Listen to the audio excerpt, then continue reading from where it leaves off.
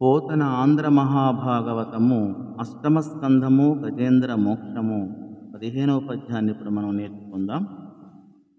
పల్వలంబుల లేత పచ్చిక మచ్చిక తెరుల కందిచ్చు నచ్చికములేక నివురు జొంపముల గ్రొల్వెలయు పూగుమ్మల ప్రాణవల్లవలకు పాలు పెట్టు ఘనదాన శీతల కర్ణతాళంబుల దైత్యలా చెమటార్చు కనువులరసి మృదువుగా కొమ్ముల మెల్లనాగలములు నివురుచు ప్రేమతో నెరపు బలపు పిరుదు చక్కట్ట దగ్గరి ప్రేమతోడ దాసి మూర్ఖుని దివికి తొండంబుజాచు వెద వివేకించు క్రీడించు విశ్రమించు మత్త మాతంగ మల్లంబు మహిమతోడా.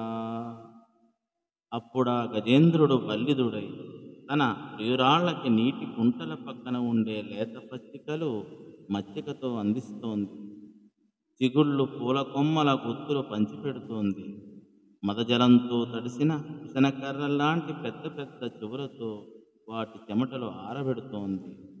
వాటి మెడల కింద మెల్లగా తన దంతాలతో కోకుతూ వలపుల ప్రేమ చూపుతోంది. ఇలా ఆకాశానికి చూసి సంతోషిస్తోంది.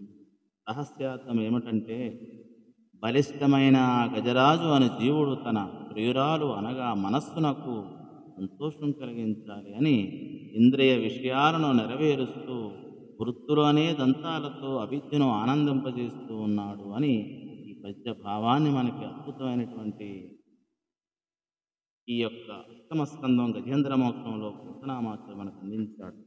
ధన్యవాదాలు.